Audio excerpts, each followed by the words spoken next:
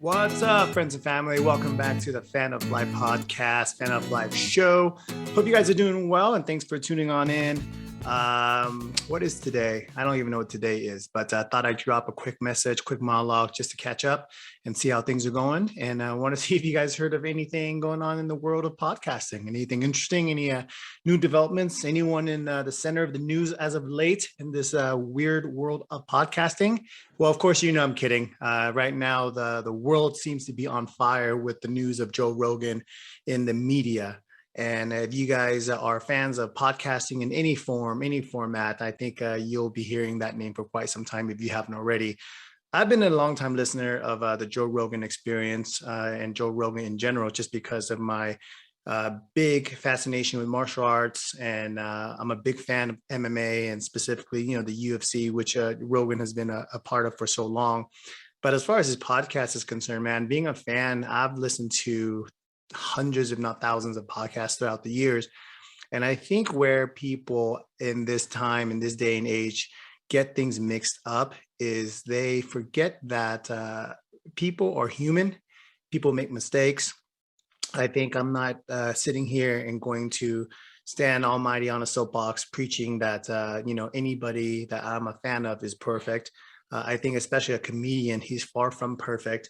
And right now he's being, he got caught in the crossfires, man, of old things that people are pulling up, making compilations of him dropping the N-word, which is horrific, and a tasteless joke, which he made back in the day, which he's apologizing for. So, I think for each individual, whether or how it affects you individually, I respect that, how you feel about it, I respect it. But I think the bigger picture of it all is, if, in my personal opinion, in my personal belief, actually, if all this outcry and outrage was sincere, then honestly, there would be something to talk about. I don't think it's coincidental that this is coming out uh, in the midst of high heated profile in terms of where his standings are and the audience base that he's grabbing, and the things that he's been talking about, throughout this whole COVID ordeal, whether it's vaccines, whether it's lack of information, misinformation from some of even our trusted officials like the CDC and the WHO. And I'm not super political. I just look at things at face value and I judge it for my own life, and I judge it in my own personal world, my own personal point of view. And in my point of view is that anyone that has a huge following, a huge audience, and a huge voice that dwarfs legacy mainstream media, he's going to be a threat. And I don't think you have to go down a super deep rabbit hole of conspiracy to think that this is a jointed effort in trying to take down a powerful new medium that is proven to take over and is taking over mainstream media.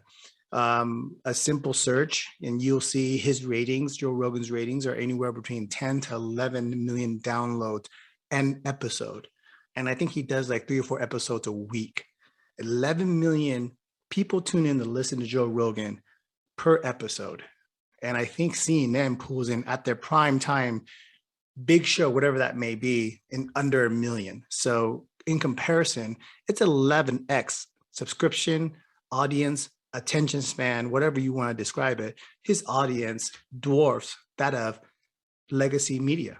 And I think even over at Fox, if you want to go to the extreme right or what have you, on the other side of the spectrum, their biggest show, I think, is either Tucker Carlson or Hannity.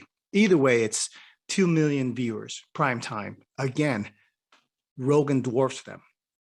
And I think where people have to realize is we are on the cusp of big paradigm shifts, financially, money-wise, how things are going to be utilized through crypto versus fiat versus legacy money. And media is no different. We're in a transformation age of individuals being able to grab a hold of a medium that they can build themselves and eventually be a bigger voice than mainstream media. And that is scary for a lot of people. It really is. And if you take it into the world of politics, guys, think of it this way. If you coin CNN as super liberal, so their audience is super devout liberals, and Fox as conservatives, super devout conservatives, and their ratings comparatively or combined is roughly 3 million per primetime episode. And you have Joe Rogan's, who is 11 million per episode. What you're drawing out is the masses are centralists. I believe I am, meaning that I want to hear both sides of every story and then come in a conclusion for myself. So if you are a powerhouse that is driven to lean left, or if you're a powerhouse that's driven to lean right, you're looking at this guy who holds the attention of the masses, which are in the middle. You're very nervous of how much power he wields, whether he knows it or not, or whether he uses it or not. So to hedge your bet, to secure your position, I believe there is a cohorted effort to try to take his voice away or his medium away, because really Joe doesn't say much. A lot of it is really his guess. He's more of a conduit for message. And really I draw inspiration from that when I interview people on my show. Is I ask the questions and let people fill in where their expert is at. And I listen, and I hope I share that message with the audience. And I think that's hugely needed. And the masses and the audience has proven so. You know, the consumer has spoken. This is what they want. They don't want to be preached to. They want to be informed. And at the end of the day, they'll make their decisions for their life, right? You look on CNN, you look on Fox, you look on these mainstream media outlets, and whatever topic it is, it's never in depth. It's a quick 10-minute skit or 10-minute slot with 2 or 3 people debating, screaming over each other, and you cut to commercial. And really, you don't learn anything. The only thing you learn is that, heck, people are angry at each other. Other than that, there's no new developing information. There's nothing that is concise, that is poignant. So I love this medium of podcasting where people sit down and they have long form conversations, you know, and I said this on another podcast, on a friend of mine's podcast, when we were talking about a similar topic. And I said, the one thing you can't do, or it's very difficult to do, is lie and push a narrative for 3 hours, because the truth eventually slips in, right? So it's easy to go down the checklist of things that you have to say when it's quick 5 minutes. Speeches are like that too. You know, everyone has a bullet point and you go down your checklist. That's why politician speeches are all silly, because it's just hitting check marks. But when you honestly have a conversation where there's interaction, where there's back and forth, where there's questions and inquiries built on the previous statement that you said, then it has to be honest, because it's very difficult to lie or push a narrative, like I said, for 3+ hours. So I think, you know, regardless of what you feel about, you know, Joe Rogan's mistakes in using the N-word and his lapse in judgment, you know, from various shows through the course of 12 years, I believe the bigger picture is not canceling him for that. They're just using that as the tool to cancel him so that they remain the main focus, the main voice, the main outlet. And again, if this outrage and this outcry to cancel Rogan was sincere, I would be able to see it from a different point of view. But it's pretty obvious that it's not. It really isn't. And like I said, for each individual, it may affect you differently. But I will say that I have learned through various podcasts, I have learned more about the world's special, amazing personalities than I've ever learned. If we're sticking with just the Rogan podcast, I'll tell you this: I learned about Tulsi Gabbard, you know, and I lean, you know, center right, but I learned and became open of people like Tulsi Gabbard, Andrew Yang, Bernie freaking Sanders. When he had Bernie Sanders on for 2 hours, I sat there and I listened to the whole thing. I go, oh, this guy isn't just a crazy uncle socialist. You know, he does have some genuine ideas. Whether I personally believe in his ideas or his concepts, that's a totally different, you know, topic.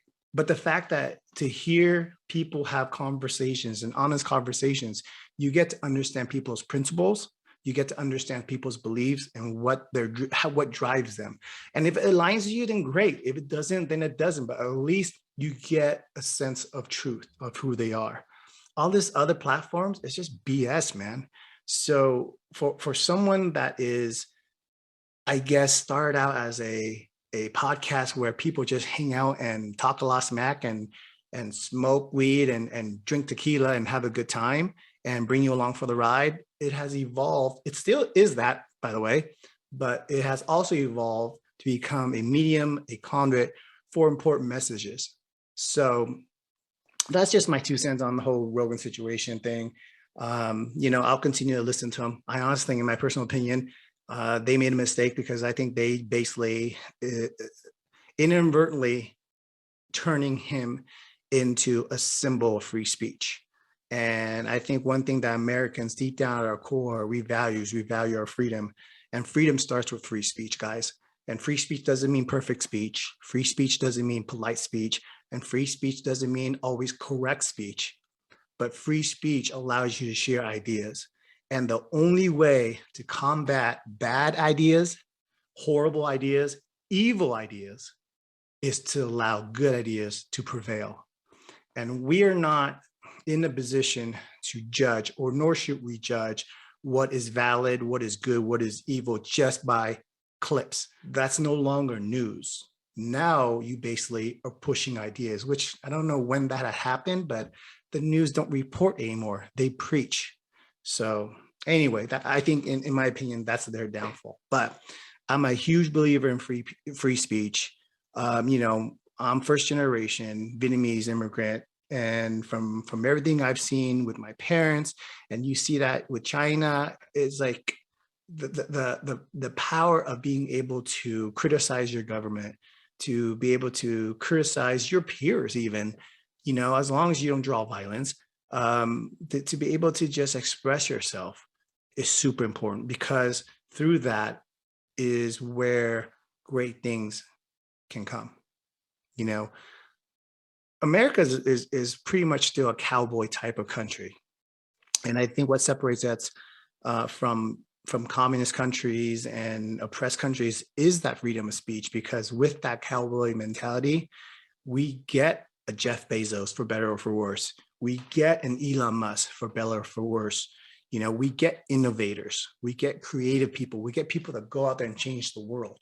So, I don't want us to get lost in all the noise, and throw what's that saying? Throw the baby out with the bathwater.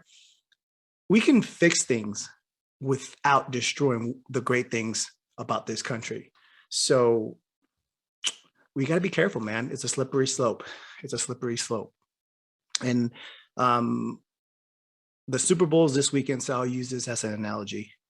If you guys are football fans or fans of anything in terms of sports, the referee and the rules of the game are things that are amazing when it benefits you, but are horrible when it doesn't. How many times have you yelled at the ref of a football game because the same rules apply to you and the other team, but the call was for the other team? But if it was reverse, you would probably think that's an amazing rule, that's an amazing ref. My point to that is this: if we start policing ourselves too much, what's going to happen is that the rules eventually will get you too. Because remember, if you dig deep enough, we're flawed. Everyone has made mistakes. And I don't think it's right to hold you responsible, especially for words that you said, spoken 20 years ago, 30 years ago, or whatever the time frame may be. Because as people, we should be evolving and learning. Your perspective change. And I always am a firm believer in providing and giving people grace, because without that, where are we as a society? We can't learn or grow. So anyway, didn't want to go on a tangent on that. It was just on the top of my mind. I'm sure, if you guys are following the whole situation, this is nothing new. It's just my own personal opinion.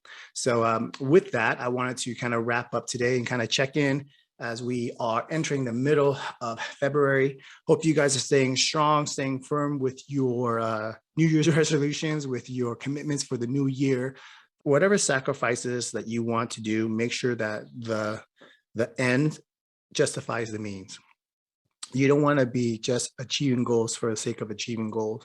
You want to achieve goals to make yourself better, your life better, and the life of the people around you better. So with that in mind, keep America free, guys. Keep free speech alive. Be respectful, but remember that free speech, dialogue, conversations are the cornerstones of what makes a great society. And it is not our job to police every single word that our peers, citizens, and friends say. It is our job to communicate, disagree, and come to common ground so that we can make ourselves better. So that said, have a great one. Until the next episode, I will catch up with you guys soon. Take care.